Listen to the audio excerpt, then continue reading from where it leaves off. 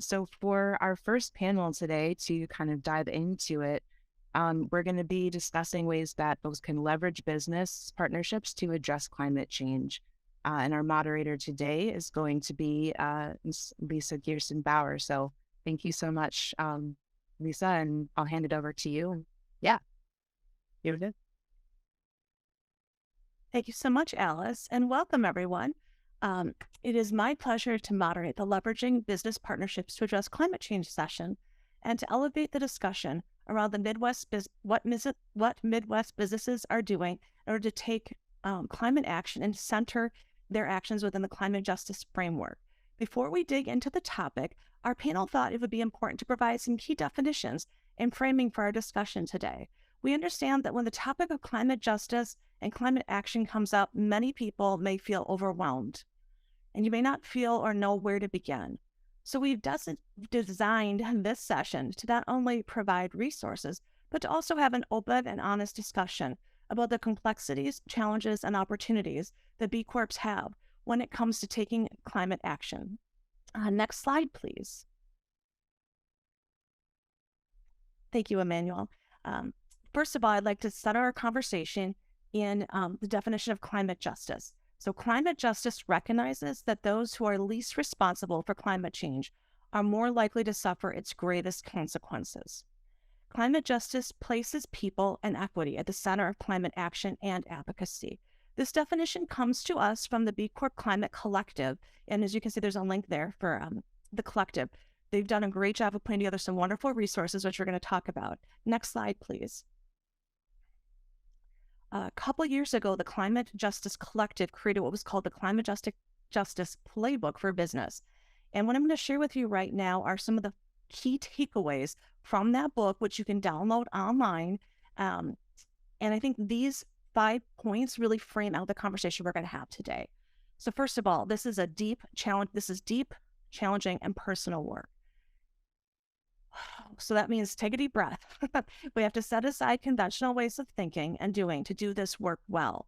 This work is nonlinear, and yes, it's hard and challenging, and it must start from within each person. Okay, so think about that. The next takeaway is people and equity must be at the center. Climate justice cannot just be a lens. People and justice must be at the center of all climate action and advocacy. We must listen to and take the lead from those most impacted who've historically been at the margins. Point 3, we must all work together. I mean, the theme of this session is about partnerships. And so we're going to be hearing about the different partnerships that members of our panel and their businesses have been working on to address these challenges. So we need more than business simply working alone on their own impact. It's a collaboration and it's a collective voice. We need to work together to help solve the climate crisis and create a just, equitable, and regenerative future. Point number 4, there's no time like the present to get started.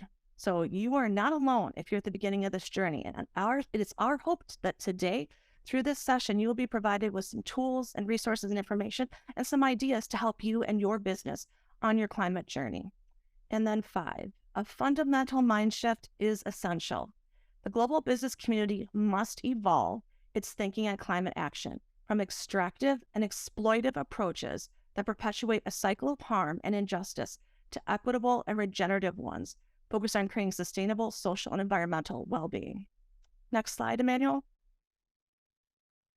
I want to share a quote from Audre Lorde that, in my mind, really says it all. There is no thing as a single issue struggle, because we do not live single issue lives. And in my mind, this is the quote that brings together climate justice, climate action, and all the things that we're talking about today.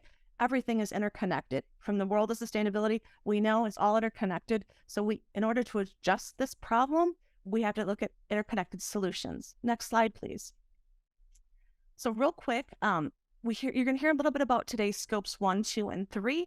I'm not going to read this full slide, but I'm just going to give you a real quick example and let you know that there's lots of great information at the Greenhouse Gas Protocols, which is the global standard for this. So examples of scope 1 are combustion of fossil fuels or company vehicles. So if you own vehicles, they fall into scope 1. Scope 2 is indirect emissions from purchased energy or the purchase of electricity, heat, or steam for your business. And then scope 3, this is where a lot of folks are talking about today. This is everything up and down your supply chain. So processed products, outsourced activities, renting or leasing vehicles, waste management, business trips, and again, your whole supply chain. So high level, those are the three scopes that we're going to be discussing today. Next slide. Oh, I believe we have a Mary, is it time for our poll? We put together a poll for the audience to fill out, and we would like you all, Mary, if you could bring our poll up, that'd be awesome. I'm ready to launch our poll. Launch our poll, please. And so our poll is asking the question, okay, here it is, perfect. Our poll is asking the question, where your business is at in taking climate action. And so if everyone could please respond, that would be great. We're trying to figure out how to best provide comments today in this session tied to where the audience is at, because we realize there's a lot going on in the climate space right now. We're just got about 21 people of the 51. Keep going, everyone, keep filling it out. The topics are, haven't taken any action yet, you're getting started, you've identified the goals, and the last one is you're taking active steps right now focused on scope 3 and unpacking the impact on frontline communities. All right, we're almost there. A couple more businesses. Please fill out the poll.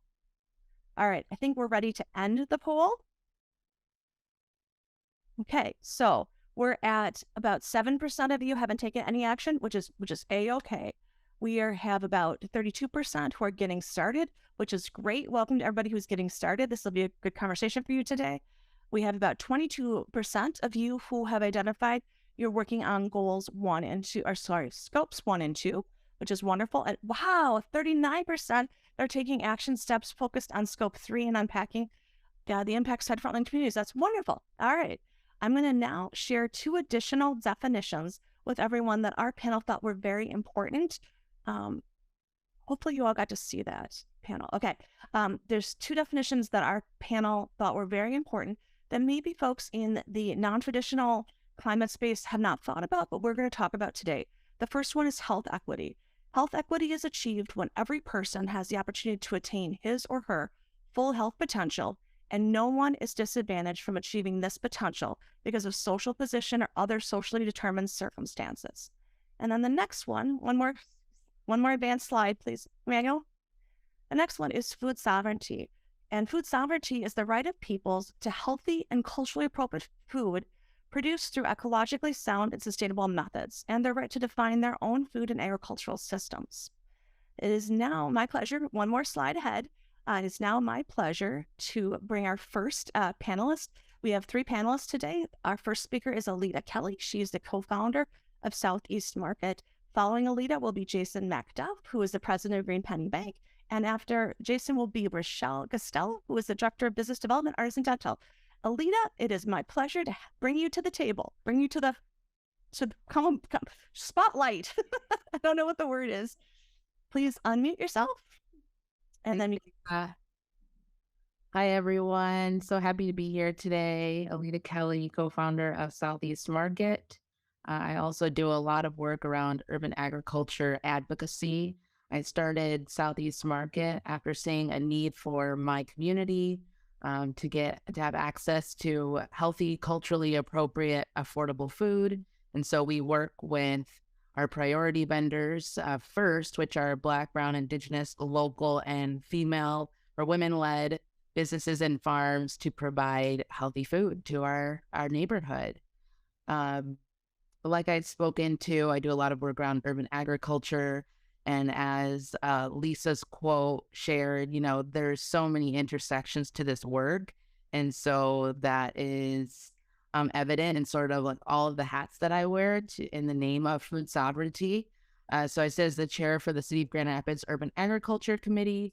I also work as a farmer liaison for the Michigan Department of Education, connecting local farms to school food directors so our children have access to healthy local food at school. And then I also run a program called Freedom School, which introduces and helps children to remember our agricultural backgrounds and learn lessons from nature and earth.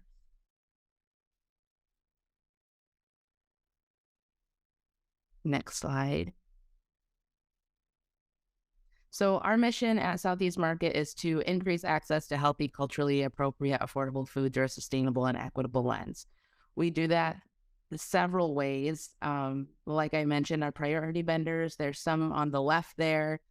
We work with people as close as 1 mile away from the store. We actually have a really cool farm called Super Bloom. She's working out of 3 shipping containers about 1 mile from the store. That's our most local farm. But we go all the way out to Detroit, which is about 100 miles from Grand Rapids, in order to make sure that we're able to provide a plethora of food from Black farmers, because most of our Black farmers are on the east side of the state. There is a little compost bucket in the middle because we take all of our potential food waste and provide it to this company called Wormies, which is a vermicompost company. So all of our potential food waste is fed to worms, and then viable soil is created out of that, which we sell that compost and soil in the store. So very closed loop there. To the right here is a image that we created along with a lot of local leaders in this space and an artist to share the nature of what we believe a good food system entails and how people can get involved no matter what sector you might work for or work through. Next slide. Oh, that's all my slides. Thank you. Jason, you're up next. Thank you, Alita. All right. Thanks, Alita. I'm Jason MacDuff. I'm the president of Greenpenny. Greenpenny is a bank that is focused on helping folks use their money for their voice, for helping to prevent untenable warming of the planet, and to help the country go through something that's going to be really important, which is a significant transition to renewable energy production versus fossil fuel energy production over the next decade and likely even beyond. And so I came to this because I worked for 24 years for a large national bank.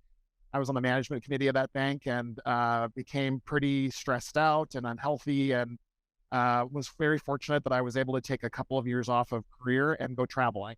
And I spent some time in South America, in the Galapagos Islands, in the southern part of South America in Patagonia, which is a beautiful part of the world, and then was fortunate enough to take an expedition to Antarctica.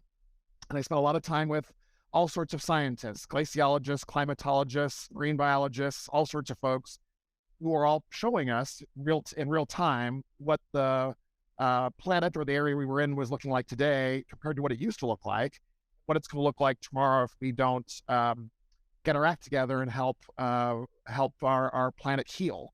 And heal not for the sake of the planet, because the planet's going to be fine one way or the other. It's really about, are we as human beings and the other animals that we care for, are we going to be healthy on this planet over time? And I came back very motivated to do something about it. And so at Greenpenny, our vision, which is on the next slide, is to finance a sustainable tomorrow. And so some people may not know that when you deposit your hard-earned money in a bank, that bank will take those funds and they will lend them out at a higher rate than they're paying you to other industries or to homeowners or other individuals in their communities. And that drives economic development and all sorts of good in the economy and in the world. But it also can drive some things that are maybe not aligned with your values, like financing the fossil fuel industry as an example. And so at Greenpenny, you can know that all of your deposits will only be used for sustainable practices, mostly financing renewable energy, solar systems for homeowners and for commercial and industrial enterprises or nonprofits, as an example, or carbon reducing projects like reducing the carbon footprint of your home, which is something that's really, really important on this journey to reduce our carbon emissions. And so we do that through a number of steps, and I'll show the next slide, where, on this mission to reduce carbon emissions and help customers and employees lead healthy lives. And we also want to be a catalyst for climate action. So we've got internal sustainable practices. We ourselves operate carbon neutrally as best we can. So our scope 1 and scope 2 emissions we try to make them as efficient as possible, and then that which we cannot reduce, we then offset through carbon offset tags that we purchase every year through a local energy district that we set up or help set up, that then goes out into the community and has funds to be able to help lower to moderate income folks reduce their carbon footprint, put LED lighting in, make their homes more comfortable, by the way, by having them be less leaky and save them money at the same time. So internal sustainable practices are important. Sustainable partnerships. I mentioned our county is called Winneshiek County, and the partnership with the Winneshiek Energy District is an important partnership, but we also have partnerships with the local and national solar energy industry associations. We try to be involved in the renewable energy community as much as possible. We do that through those partnerships. And we also have partnerships with a lot of installers and other parts of the community where they're sending us customers and referring us folks. And we want to serve folks who are concerned about the climate. So I come and talk to groups like you and tell our story and who we are, so you know that we exist and can do something for the planet without having to leave your living room. And so that's an important part of what we do. And then, of course, we advocate and invest for the future. So we comment on rulings in local governments and in state governments who are regulating the power industries to try to make them more sustainable and make sure that they know different ways in which we can do some things to help all communities benefit from the renewable energy transition, which is really important. So that's Greenpenny and Jason MacDuff. Happy to be here. Next slide, Rochelle, you're up. Hi, everybody. I'm Rochelle Guastella from Artisan Dental. I'm the Director of Business Development here. Since our inception, the idea of sustainability has been baked into our dental practice. We are a one-location dental office in Madison, Wisconsin. Our mission is to optimize the health and happiness of our patients, team members, suppliers, community, and the environment through exceptional quality care and sustainable business practices. Really fortunate to work for owners that this is super important to them, so it makes my job really easy to go ahead and follow in their footsteps. I was named the recipient of the 2021 ADAM Green Leader Award. That has since been taken over by the 2022 leader, so I'm no longer the current Green Leader. We do lots of different things here. We'll get into that a little bit more, but I'm excited to be here and among this panel of really esteemed people. Thank you so much, Rochelle. Next slide, please. We are now going to do a deep dive into highlighting the partnerships and different programs that our three speakers are doing within their businesses. And we are going to follow the same order again. So we'll start off with Alita.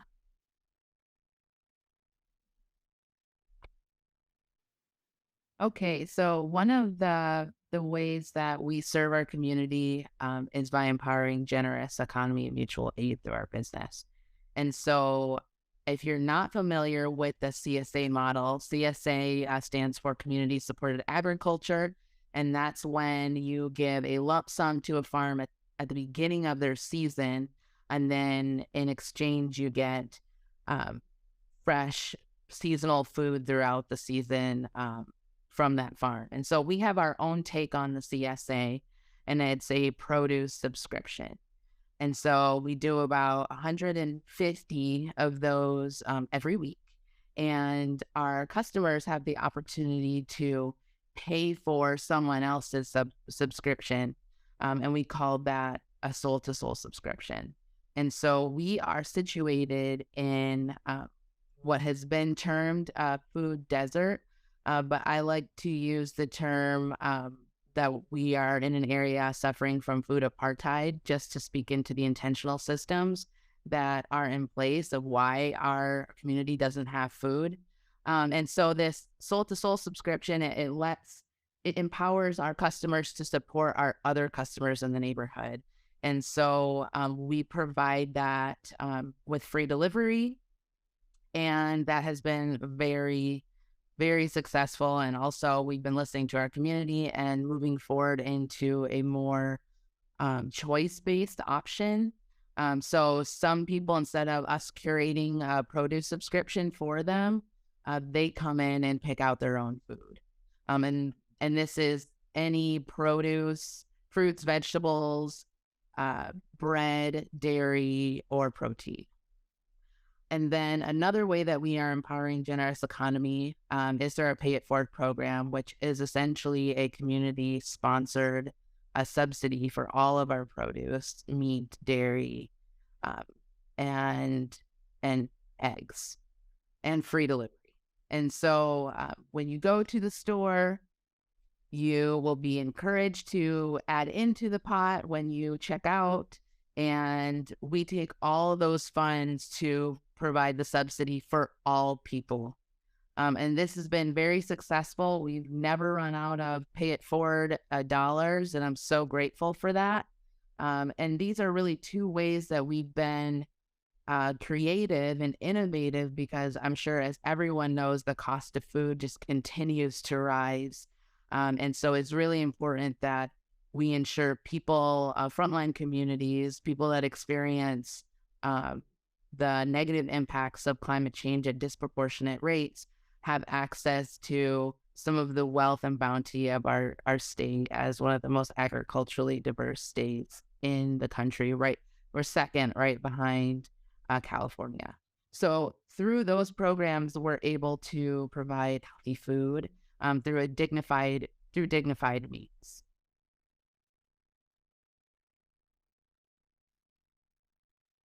There's another slide, I believe, for Alita.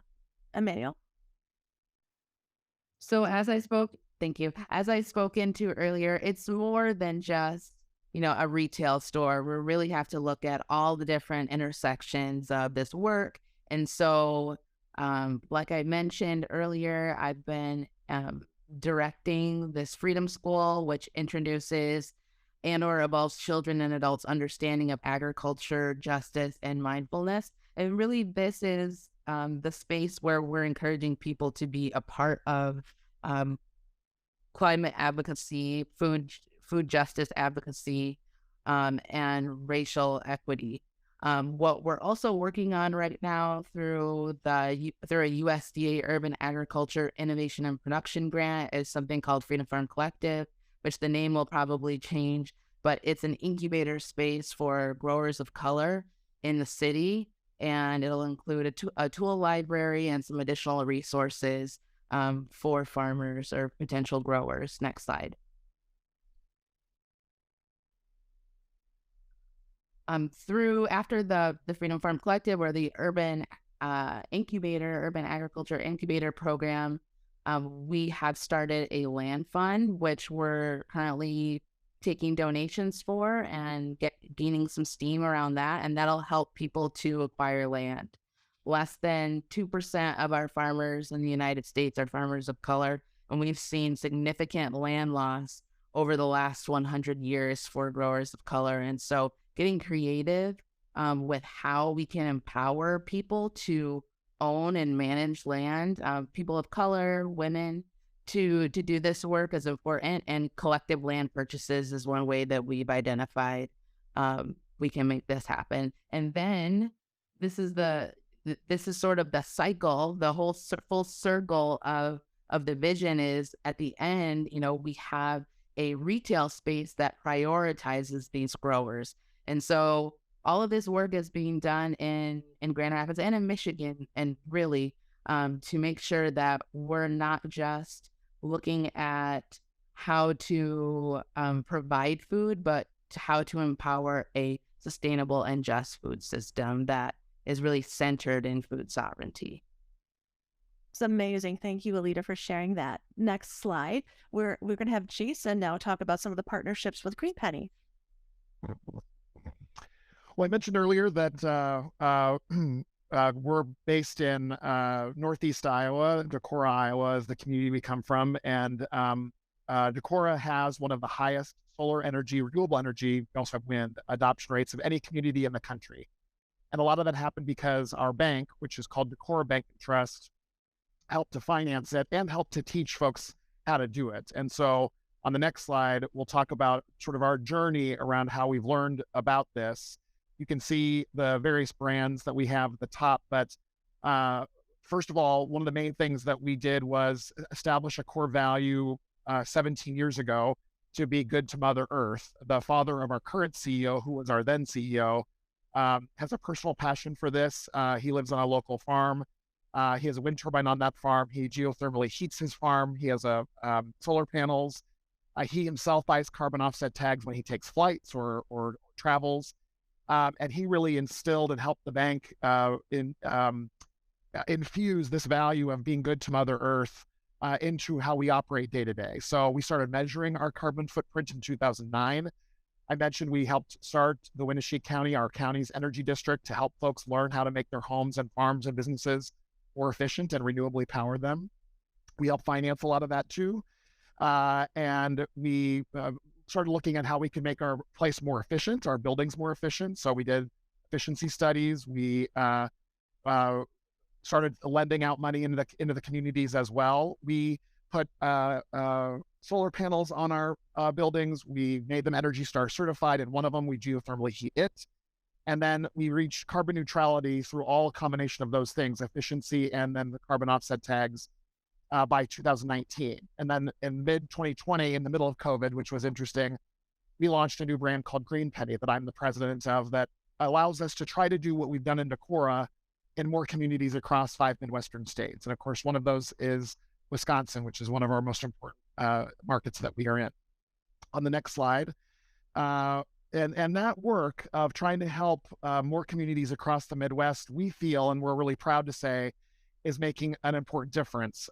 We through the loans that we've done over the last couple of years, 26,000 tons of CO2, the equivalent of 1.1 million trees planted, 59 million miles driven by an average gas-powered vehicle, 26.5 million pounds of coal burned, or offsets 16.5 million pounds of waste. And every deposit, every $100 deposited in Greenpenny, folks can know that that's reducing CO2 emissions by nearly 120 pounds.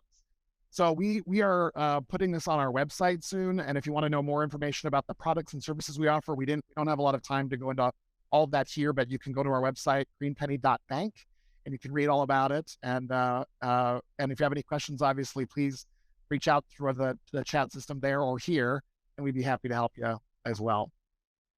Thank you so much, Jason. All I have to say is we've got these amazing rock stars here sharing their time and expertise with us. Next slide. We're now going to hear from Rochelle. So one of the programs that we're really proud of here, one of the things that we're really proud of at Artisan Dental is that we were the first general dentistry practice in the country to become carbon neutral. And we did that by working with Carbon Credit Capital to help us go through all of the scopes to figure out what our carbon footprint was. One of the biggest things we did was we did switch to 100% renewable energy through MG&E. That cut our carbon footprint by 82%, just that one single step. So we feel like that was a really important one. We also tried to come up with some innovative ideas, had the whole team working on different thoughts and ways to reduce our emissions. And one idea we had was we have an alternative carbon sensitive transportation incentive. So for anybody that wants to use EVs to get to work or walk or ride or ride share, the bus, you can roller skate, whatever it is. If it's an alternate means that's good for the environment, you will get an incentive from that. We did some purchasing modifications, things like, first of all, deciding, is it even a necessary purchase? Maybe we don't need it. If we do need it, can we consolidate it and into, fewer shipments? We do emphasize purchasing from companies such as Raw Office, who also offset the carbon associated with the production and delivery of their products. So I really recommend them as a resource. And then when all was said and done, we went to Green Trees to purchase our carbon credits through their acre reforestation program in the Mississippi Valley.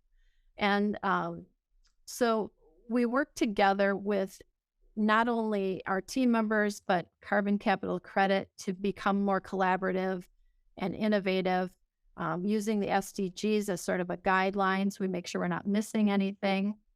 And the other point I want to make is that we don't pass this cost of carbon offsetting on to our patients. We feel that this is part of fulfilling our mission, and so we don't want to pass that on to our patients. And that's it for me. Oh, I think you have another slide. Oh, I have another slide. Oh, I'm moving on. Okay. So the other thing we came up with when we first started here was the Artisan Dental Recycling Program. It's a great program where anybody can bring in their oral health care products, so things like toothbrushes, toothpaste tubes, mouthwash bottles, all of that. You don't have to be a patient in Artisan Dental, just anybody in the community can bring them. And we were the first of its type in our county, Dane County. And so the program's designed to keep that stuff out of the landfills. We work with TerraCycle to take care of that. And the great thing is we work with our charitable partners on this. And so they will share with their networks, letting them know that this is a program that's available to their people.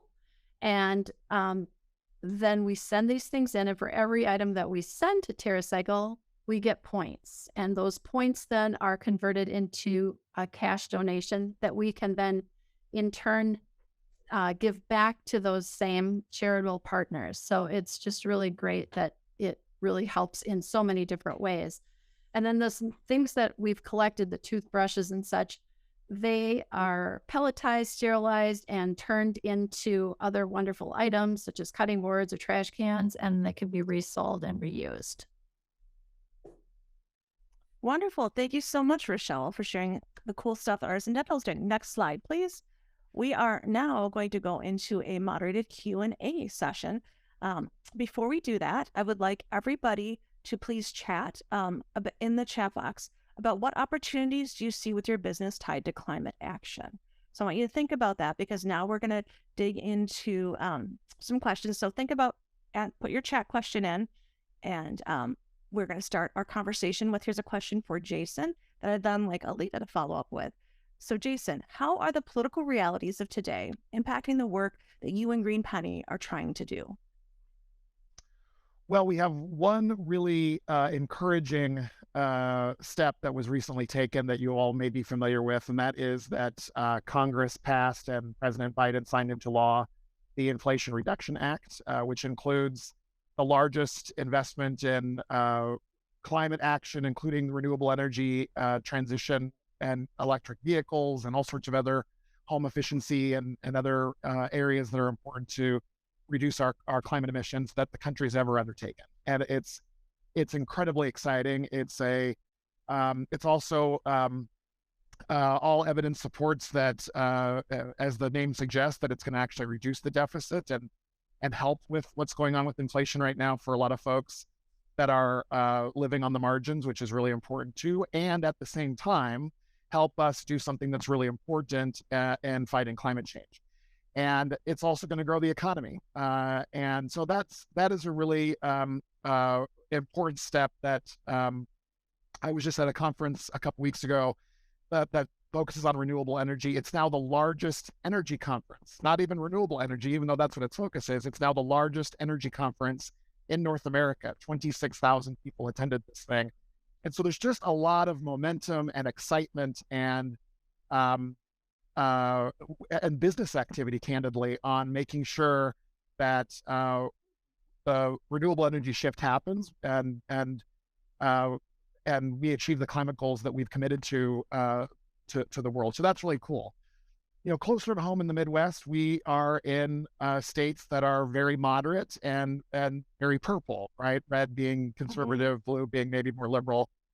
And so we have to talk to all sorts of folks. And the good news is there that when it comes to renewable energy, that most people, regardless of party, are supportive of it and are supportive of climate action, of climate change fighting actions, even though maybe the politicians might not show up there, the people are. And so when you're out talking to folks, if you want to talk about the motivations for doing this because of climate change, like is our motivation, fine, we can have that conversation. If you want to talk about the economic developments of all of this, and the benefits to the economy for it, then we can talk that too. And so it's one of the few areas right now where it really can bring people together. And in a time when obviously I think we're all feeling a lot of divisiveness in the country and in the world. So that's pretty cool too. Hey, Jason, real quick, what was the name of the conference that you were just at? The one in Anaheim? It was called RE Plus, which stands for Renewable Energy Plus. And the reason it's plus is because they merged like 2 or 3 large conferences into one massive one. And it was something. Awesome. Thanks, Jason. Alita, how are the political realities of today impacting the work that you're trying to do? Because you're doing so many amazing, super hyper local community projects, right? So how does the Michigan environment impacting the work you're doing? So the political realities of the work, it's super loaded because food is so political, and it's not just food. We're talking about land also, where people can grow their food.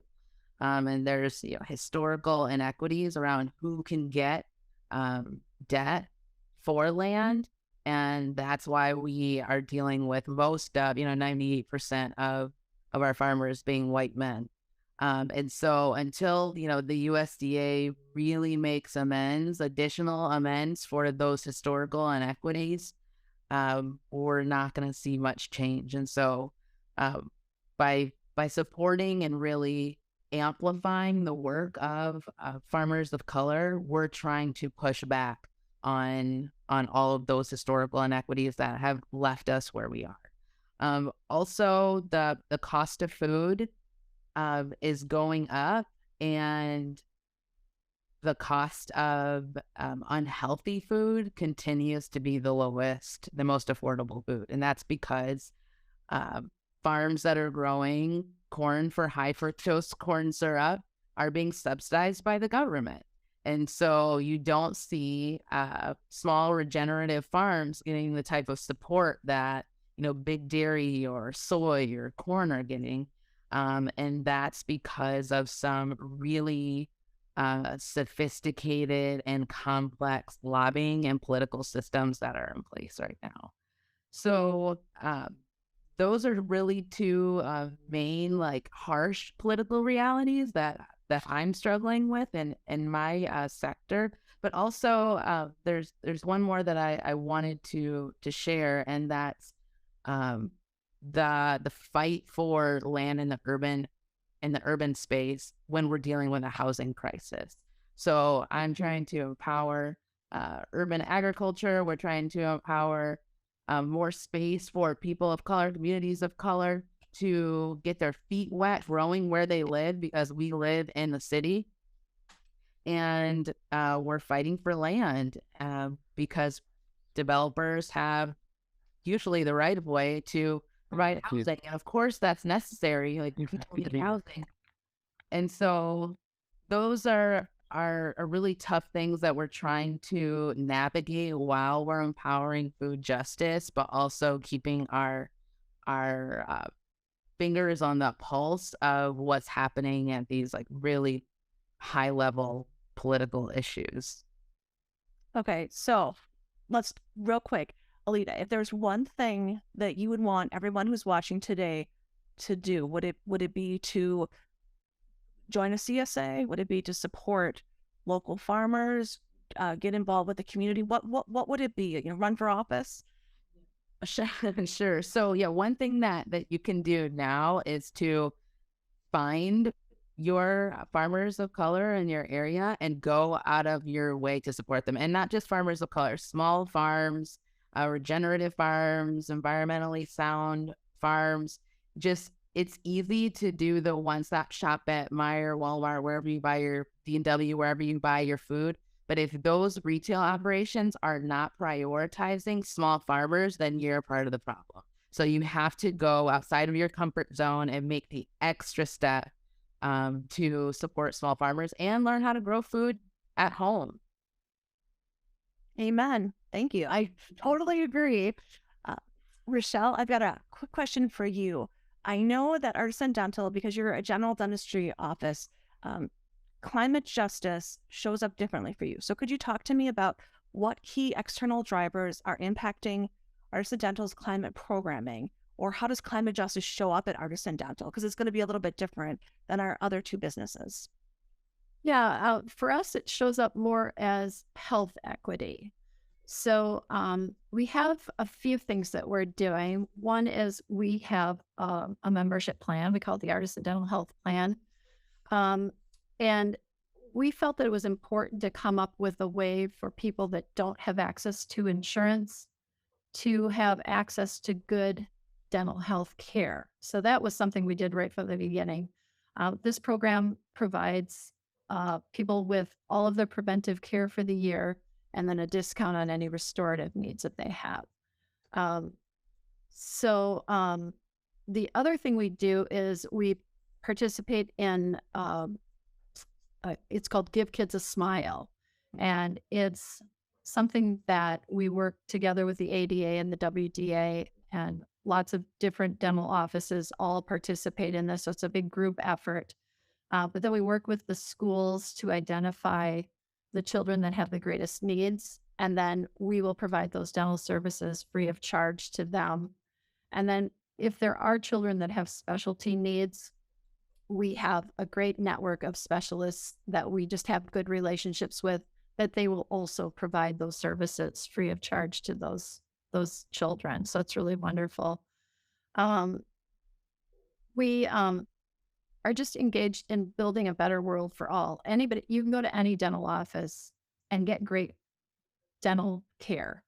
But we think that where we're different is that we're also considering everyone and the environment when we make our decisions here at Artisan Dental. So if you come to Artisan Dental, you know you're not only getting good dental health care, but you're contributing to the betterment of the world as well. So I think it's just important to us to keep looking at different things and being creative and working with other people and other organizations to just do better every year.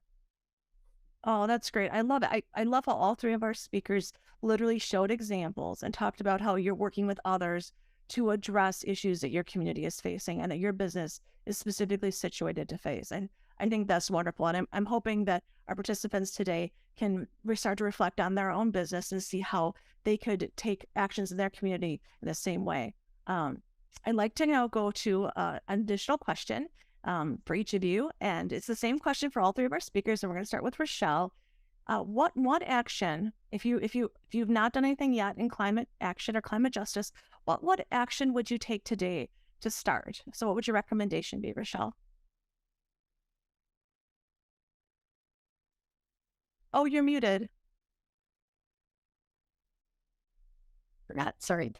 Okay. For me, the biggest step we took was to purchase renewable energy. And again, I feel like it's doing our part to make the world a better place for everybody when we reduce our greenhouse gas emissions. And it was a simple step to take. It wasn't terribly expensive to do it. And it's something that I think everybody should at least look into.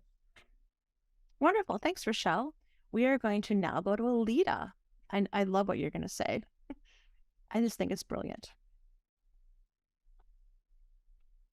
So I think that one thing you can do is definitely think about how your business impacts frontline communities, and think about strategies for how you can be a part of mitigating some of those negative impacts to frontline communities. And also, there's a lot of businesses out there with DEI statements, and they have commitments to climate justice, but what does it really look like in action? And so working with your team to make sure that it's not just some fluff on your website, but that you're being really committed to walking the talk. That's great. I know I preempted it, but we met ahead of time, and I just think what Alita's talking about is really important, because when we want to have an honest conversation about this, some of these topics are tough, right? And they're challenging, just like Dr. Williams had said at the beginning in the intro, so we all have to have courage and start to unpack and have some of these tougher, more challenging conversations. So I really appreciate the work Alita's doing in that space. Jason, why don't you tell us about what you think is the one thing people should do to begin their climate journey? Well, I'm gonna do two if that's okay. The first one is That's real fine. quick, and that is just to make sure and that whatever finance company or bank that you're working with that is carrying your deposits, that you know and feel good about where they're deploying those deposits. And so you can ask them, and they should be able to tell you. Are you financing the fossil fuel industry as an example, or there may be other things that are not aligned with your values, and you have a right to ask that question and should know. And use your money as your voice, because the more of us that do that, the less and less things that we don't like or are not aligned with our values will get financed. And that's a good motivator for folks when they're trying to establish businesses or grow them or whatever. So use your money as your voice would be the first one. The other one would be, you've probably heard from all of us that we're not doing this alone, right? We're working with really great partners and others that are concerned about whatever the topic is, climate justice, climate change, sustainable farming practices, all the things we talked about. I love the gentle business. It shows that any business can really do this, but you have to learn, and you have to work with folks that can teach you about it. And don't be afraid to ask questions. Don't be afraid to ask stupid questions. The main thing is just to start and go work at it, and know that we don't want perfection to be the enemy of good. We don't want to be judging everybody around where they're currently at. We want to just to have the conversation that gets them to go forward and inspires some action. And blaming and shaming aren't really motivators for folks typically. So it's more about teaching and informing and giving solutions that can help them make change, because we all need to do our part. So leverage your partnerships in your community and just start. Oh, that's great, Jason. That fits in with our theme, right? We're all because of our great partnerships. All right. So there was a couple questions that came through the chat box. Jason, one of the attendees would like to know if Greenpenny offers a credit card. I know the answer to that, but I'm going to let you respond. Lisa really wants us to do this too, and eventually we will. We have a kind of a roadmap of products we're going to introduce, and we'd like to have some sort of credit card that uses rewards for doing some cool things, like either carbon reducing activities like planting trees. There's some that are out there like that, or rewards you differently, and maybe even only rewards you if you go to certain businesses like Alita's or Rochelle's, because they're operating ways that are aligned with what we want to see in the world. So we're working on it. It'll probably be a while because we got into some things that are happening before then, but eventually the answer. Wonderful. Thank you, Jason. I now have another question for our panel. Kind of thinking about the opportunities that exist out there. Could you all, in 2 minutes, talk about opportunities that you see on the horizon and maybe haven't been addressed today as far as things that are coming down the pike? I mean, clearly, we know the Inflation Reduction Act is coming. We know there's going to be monies available to help folks. But what other things do you see happening that you're excited about or, want to share as far as ways that you see we can all make a difference in the future? And whoever would like to go first. I can go first. And this doesn't necessarily fit really tight with, my business Southeast market, but in the work of urban agriculture, I am saying that there's a lot of support coming down the line via the USDA measures that are going to be included in the next farm bill. And so urban agriculture is the gateway for more growers of color. And so I'm really encouraged to see the type of commitment that I'm seeing around urban agriculture at a federal level. Oh, that's wonderful. Yay, federal government. Good job. Rochelle, would you like to go next, or Jason? Yeah, I can. For me, it's, getting young people involved. So we always think that, the part we play in all of this is great. We love being a part of it, but I feel like the greatest impact comes from inspiring other people. I say that all the time. So the younger that we can inspire these people, I think the more important. And there's some great programs going on at universities around the country now that weren't in place when I was going to school. So I love trying to foster some of that. I know I've spoken at the University of Wisconsin a couple of times to some of these groups. Scott, our owner, has spoken on several different platforms. And I just think really encouraging young people to get involved is kind of a key. That's great. I totally agree with you. And thank you all too for sharing your insight today as being educators at our first Midwest Build. Jason, what do you think? Well, it's related to inflation reduction, but also just a lot of great companies out there that are really concerned about making sure historically low to moderate income communities of color that have been disproportionately adversely affected by how we've generated power in this country for a long time. They live in closer proximity to coal fire, natural gas powered plants. That's created all sorts of health conditions that are unfortunate, that have been exacerbated by unhealthy food and a whole bunch of things that are in those communities, as we've been talking about. There's greater and greater awareness of that, and I think a really exciting is not the word, but really good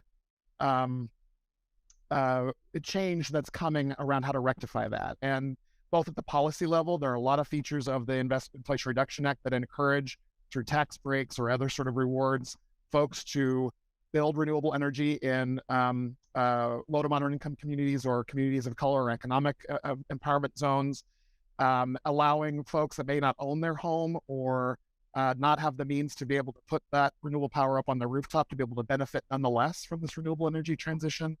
There's community solar garden programs that I'm happy to talk about, but are really exciting. And we've got some really interesting ones that are mandated by governments, like one in Minnesota that we finance a lot of projects for, that help folks lower their costs of energy immediately and then benefit from lower costs over time, and also know that they're powering their homes renewably.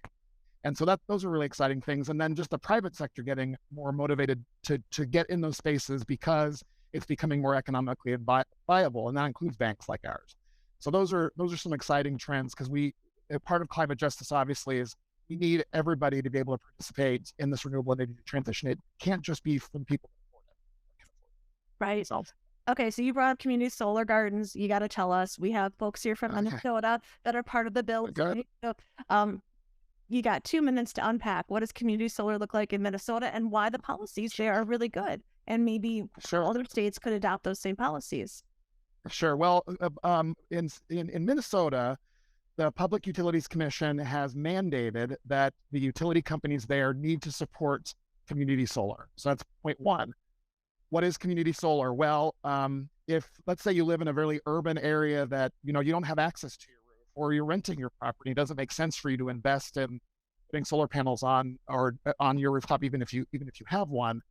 A community solar garden that might sit miles away from where you live, just like a power plant sit miles away from where you live, allows you to subscribe to a portion of that electricity and be compensated for that subscription through your energy bill from the utility. So let's say your subscription is $100 a month. I'm making that up.